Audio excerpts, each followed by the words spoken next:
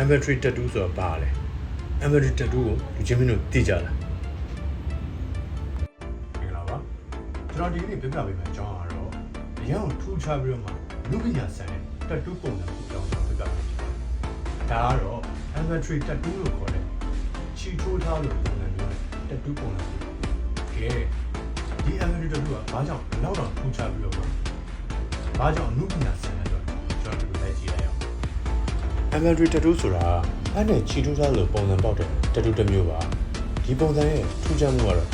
ရောင်သွေးစုံနေပြီးသုံးပတ်မြင်ပုံစံ great dimension effect နဲ့တကယ်ကိုလက်ရမြောက်တဲ့နုပညာကိုပြောလို့ရပါတယ်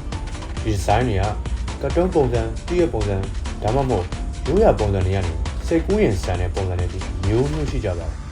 ဒီလိုထူးခြားတဲ့ပုံစံဖြစ်လာဖို့ tattoo ဆရာတွေကအရေးရောင်ပေးနေ shading နဲ့သေးစိတ်လှုပ်ဆောင်မှုတွေကိုအထူး view စိုက်ပြီးဖန်တီးကြပါတယ်ဥပမာချီထိုးထားတဲ့အထည်ဘောကပုံစံလိုမျိုးဖောင်းကြွနေတယ်လို့ခံစားရအောင်သူတို့ကလင်းမောင်ကိုအသုံးပြုပြီးတော့မှဒီဇိုင်းဆွဲကြပါတယ်ဒီပုံကိုပဲကြည့်လိုက်ပါတော်တော်လက်ရမြောက်တဲ့ပုံမသိလို့ရှိရင်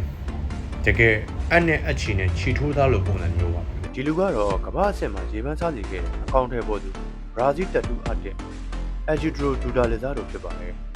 ဒီလူရဲ့လက်ရတွေကိုကြည့်ကြည့်ပါတော်တော်လေးကိုလက်ရပြောင်မြောက်တယ်လို့ပြောလို့ရတယ်ဒီပုံလေးကိုလည်းကြည့်ကြည့်လိုက်တော်တော်လေးကိုလက်ရမိုက်တယ်ဒါ Inventory tattoo ကို edit လုပ်ထားတဲ့ပုံစံလေးပါလေဒါကတော့ Inventory tattoo ကြောင့်အနေငယ်လေးပါဒီလိုထူးခြားတဲ့ tattoo ကိုလူချင်းမင်းတို့ရဲ့ခန္ဓာကိုယ်ကိုပို့ထားရှိဒါမှမဟုတ်ဒီ Inventory tattoo design တွေကဘယ် design ကိုတက်တော့ကျွန်တော်ရဲ့ပုံမှန်နဲ့မှာမှန်တော့ပြီးရတယ်ကျွန်တော်ရဲ့ video လေးတွေကိုကြိုက်နေတဲ့ဆိုလို့ရှိရင် like and share လုပ်တော့ပြီးမမေ့ပါနဲ့အားလုံးကျေးဇူးတင်ပါတယ်